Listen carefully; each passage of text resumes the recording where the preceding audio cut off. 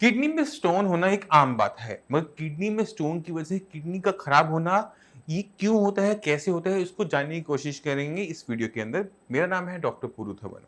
इस वीडियो की शुरुआत करने से पहले हमें थोड़ा सा किडनी को समझना पड़ेगा कि किडनी जब यूरिन बनाती है तो कैसे हमारे शरीर से बाहर आता है। तो आपकी स्क्रीन पे हमने किडनी का एक छोटा सा डायग्राम रखा है। तो ये एक नॉर्मल किडनी का डायग्राम है। इसमें आप देख सकते हैं कि ये किडनी जो है वो जब यूरिन बनाती है तो इन छोटे-छोटे जो हम देख रहे हैं कि नालियों से वो इकट्ठा होते हुए एक सिंगल पाइप में आता है और हमारे यूरिनरी ब्लैडर में जाता है और यहीं पर हमें इकट्ठा होता है जब तक हम इसे पास नहीं करते। ये नॉर्मल होता है। मगर अगर किसी वजह से आपकी किडनी के अंदर स्टोन बनता है, तो स्टोन आपकी किडनी को 2 तरीके से खराब कर सकता है। पहले चलते हैं हम ऑब्स्ट्रक्शन के केस के अंदर, यानी जहाँ पर ये पेशाब की जो नली है वो किसी कारण से बंद हो जाती है।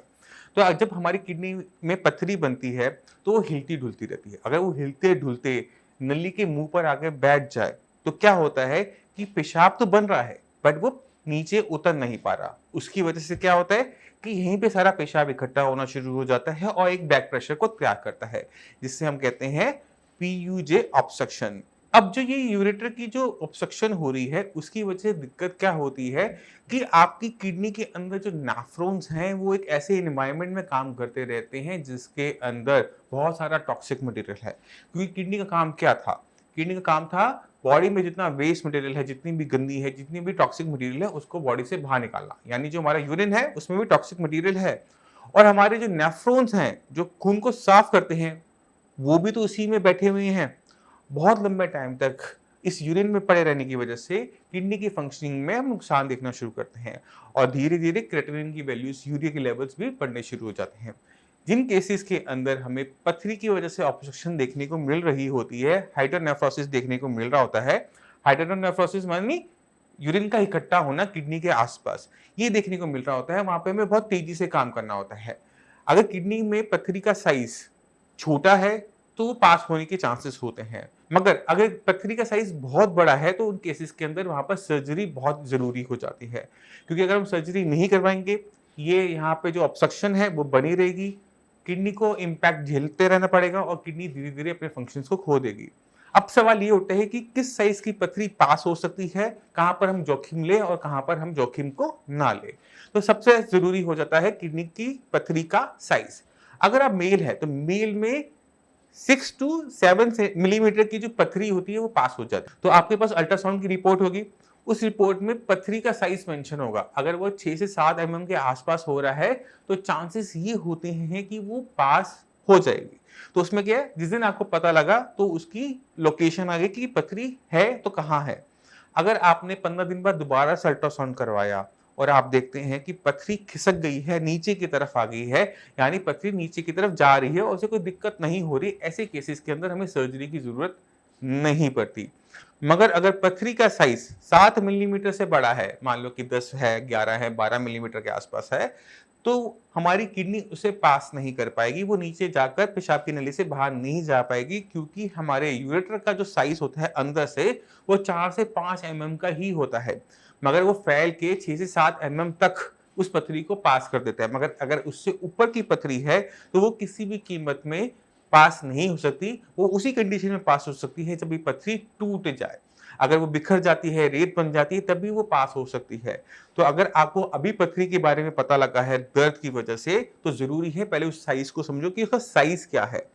उसके बाद आप कुछ टाइम, सिर्फ 1 महीना भर तक उस पथरी का ट्रीटमेंट ले सकते हो कि वो भुर जाए, निकल जाए। अगर वो महीने भर के अंदर नहीं निकलती, तो बहुत ज़रूरी हो जाता है कि आप जल्दी से जल्द अपना सर्जरी करवा के उस पथरी को बाहर करें। अगर वो बाहर नहीं करेंगे, तो आपकी जो किडनी है, वो पूरी तरह से खराब होने के पूरे-पूरे चांसेस बने हुए होते हैं। तो आप इस बात को समझ गए होंगे कि पथरी का साइज़ इम्पोर्टेंट है, उसको आप टाइम देना चाहते हो, आप दो, मगर एक लिमिट के अंदर। हद से हद आप 15 से 20 दिन या 4 हफ्ते तक वेट करो, उससे ऊपर आपको वेट करने की ज़रूरत नहीं है। मगर वेट भी हमने कब करनी है? जब हमें लगता है कि वो पथरी पास हो सकती है। उसका साइज़ 7 एमएम से बड़ा है, 8, 10, 12, 20, तो ये गलतियाँ मत करना। तो ये तो बात होगी उस पथरी की जो कि आपकी पेशाब की नली को ब्लॉक कर रही है। मगर एक और पोज़ीशन के अंदर हमें पथरी देखने को मिलती है, वो है कैलिक्स।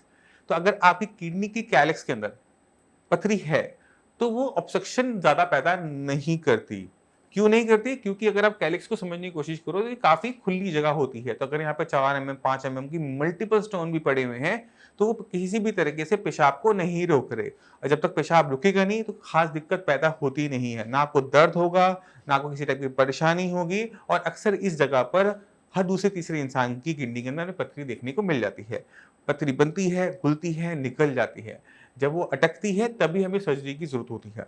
मगर कभी-कभार कुछ केसेस के अंदर पथरी का साइज़ इतना बड़ा हो जाता है कि कैलिक्स छोटा हो जाता है और अगर कैलिक्स के अंदर जगह नहीं बचेगी क्योंकि पथरियाँ बहुत सारी होगी, बड़ी-बड़ी हो गई हैं, तो भी यूरिन के फ्लो के अंदर हमें ऑब्स्ट्रक्शन देखने को मिलती है और किडनी को डैमेज देखने को मिलता है।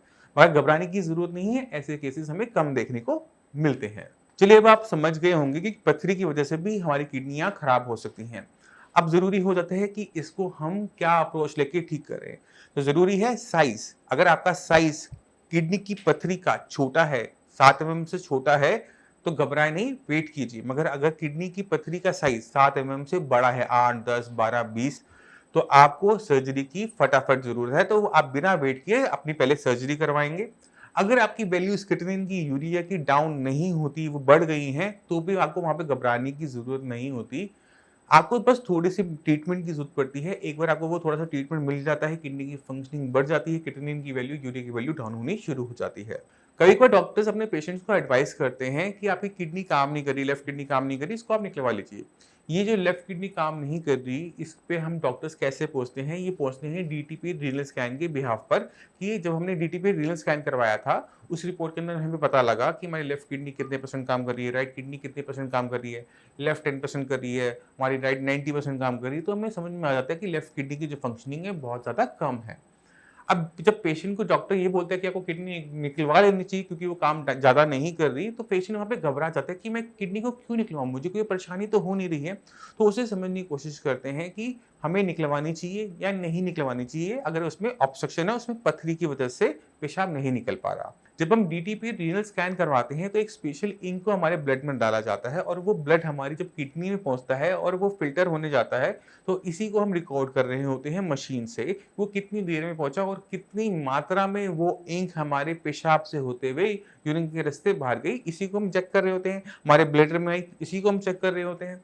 तो अगर आपकी किडनी के अंदर ऑब्स्ट्रक्शन है, पेशाब तो बन रहा है, बट वो निकल नहीं पा रहा, तो अक्सर क्या होता है कि हमारी वो वाली किडनी जिसके अंदर पथरी है, जिसमें ऑब्स्ट्रक्शन है, वहाँ पर आपका जो किडनी की फंक्शनिंग है, वो बहुत कम आती है। 5%, 4%, 3% या फिर बिल्कुल 0 आ जाती है। ये इसलिए होता है क्योंकि वहाँ पे उसे क्लीयरेंस नहीं मिल रही। यानी किडनी तो बना रही है पेशाब, बट जगह नहीं है उसके निकलने की। इसी वजह से जो इंक आपके ब्लड में आई थी फ़िल्टर होने के लिए, वो किडनी तक पहुँच ही नहीं पाती क्योंकि वहाँ पे ऑलरेडी सामान पहले से भरा हुआ है। अब आपके घर में एक कप होता है पानी का, अब वो पानी का कप पूरा भरा पड़ा है, तो उसमें आप और पानी नहीं डाल सकते। यही दिक्कत आपकी उस किडनी के साथ हो रही है। तो अब ज़रूरी हो जाता है कि उसको पहले आप क्लीयरेंस दो। इसके लिए एक छोटा-सा प्रोसीजर किया जाता है, उसे हम कहते हैं डीजे स्टंट डालना। पेशाब के रास्ते एक छोटा-सा स्टंट, एक छोटी-सी पाइप, सिलिकॉन की पाइप डाल दी जाती है किडनी के पूरे रास्ते तक और उस पथरी को बायपास कर दिया जाता है, यानी पथरी से आगे तक। अगर पेशाब उससे निकलता चला जाता है, तो उसमें हमें क्या देखने को मिलता है कि किडनी की फंक्शनिंग बढ़ गई और किडनी की फंक्शनिंग क्यों बढ़ गई? क्योंकि उसे जगह मिल गई पेशाब को निकालने के लिए। ये बहुत ज़रूरी हो जाता है। तो कभी डॉक्टर आपको किडनी निकलवाने के लिए कह रहा है किसी ऑब्सेशन की वजह से, तो वहाँ पे घबराने की ज़रूरत नहीं है।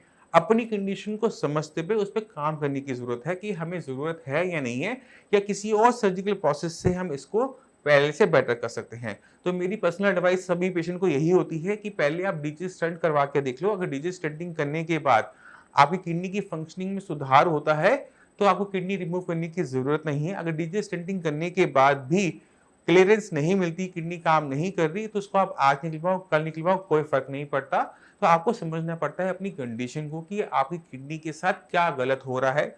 हमारे पास कौन-कौन सी चीज़ें अवेलेबल है, कौन-कौन से प्रोसीजर टेबल पे अवेलेबल है, कौन-सा सबसे कम नुकसान करके हमारी किडनी को पहले से बेटर फंक्शन दे सकता है। तो ये बहुत ज़्यादा कठिन निर्णय होता है जो कि एक डॉक्टर ने लेना होता है एक पेशेंट की बीमारी को देखते हुए। तो इस पे हमें कई बार मल्टीपल ओपिनियन भी लेने पड़ते हैं जो कि गलत नहीं होता। तो मैं उम्मीद करता हूँ इस वीडियो से आप समझ गए होंगे कि ऑब्स्ट्रक्शन पे हमने क्या करना है। अगर आपका पीयूजे ऑब्स्ट्रक्शन आ रहा है रिपोर्ट के अंदर, हाइड्रोनेफ्रोसिस आ रहा है, क्रिएटिनिन की वैल्यूज बढ़कर आ रही हैं, तो हमने कौन से स्टेप को फॉलो करते हुए अपनी कंडीशन को बेटर करना है। अब इसी के साथ आप तो चलने की आगे चाहूँगा। मिलते हैं अगली वीडियो में, तब तक के लिए नमस्कार।